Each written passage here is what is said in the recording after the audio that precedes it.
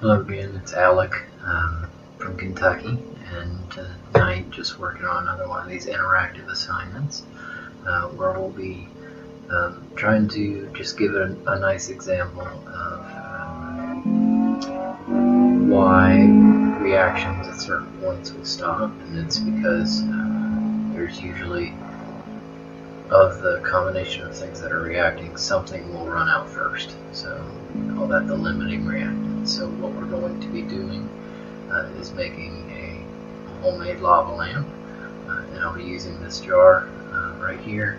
And the only other things that I have for this experiment are some vegetable oil and then just some water. And then to cause the reaction, we're going to have some Alka-Seltzer tablets as well. So I'm going to just demonstrate how this is done, and then just try to again reiterate what we're witnessing here. So the first thing we'll do is take the jar and fill it up about a quarter of the way with water.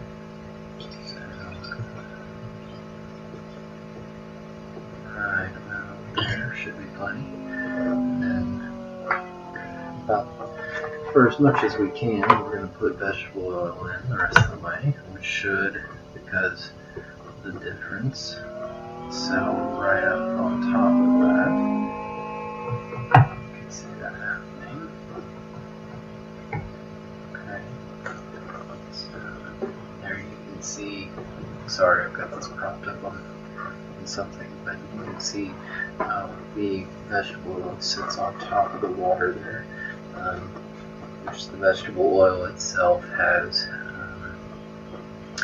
kind of a hydrophobic tendency with the way that it's structured, so it's going to set this barrier between the water and the vegetable oil itself. So now what we're going to do, just to kind of have some fun, to keep it in a lava lamp, is I do have a little bit of food coloring here, so we're going to drop some drops in there. 3, 4, 5, 6, 7, 8, 9, 10.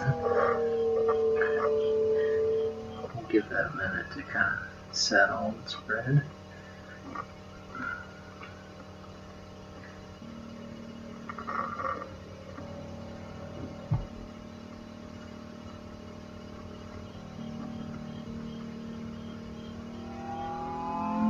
There we go. So I'm just waiting for the food coloring to spread a little bit down into the water here. Trying to break through that vegetable oil barrier. There it goes. So you can kind of see it again falling down into the water there. So I'm going to give that just a minute to settle in. So again, recognizing that what we're trying to do here is cause a reaction. So the reactants being what will be the Alka-Seltzer tablet when we combine it with the vinegar, or not the vinegar, the vegetable oil that we put in the jar. So what we will anticipate is some form of reaction. But the idea being, again, we're trying to determine what's going to cause this reaction to stop, because at some point this will stop. And the reason for that will be because one of these things will run out. So I've got my Alka-Seltzer tablet here. You can see there it is. So I'm going to break it up a little bit, and then we're going to drop it in and see what happens. Okay, so here we go.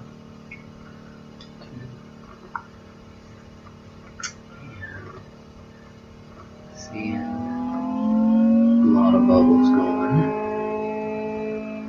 and food coloring is catching up to it. And you can see it there on the screen that it is bubbling up a lot. So this reaction can go anywhere from 5 to 10 minutes based on what kind of the tutorial video for the exercise said. Now, what we can kind of predict ahead of time is that the limiting reactant is going to be the Alka-Seltzer tablet, because just kind kind of just looking at it, this much of vegetable oil, there's a significantly larger quantity of that than there is on just one of these tablets. Now, the idea again being this reaction is working, so we are seeing the Alka-Seltzer tablet interact with the vegetable oil, which is on top of the water, and it is causing the food coloring and the vegetable oil to cycle and forming these bubbles. And this will continue until the point where the Alka-Seltzer tablet as a reactant has completely run out. So that's why it's called the limiting reactants, because it is going to run out first. So with that being said, the fun is really just watching it from here on out. So thank you again for your time. Appreciate it.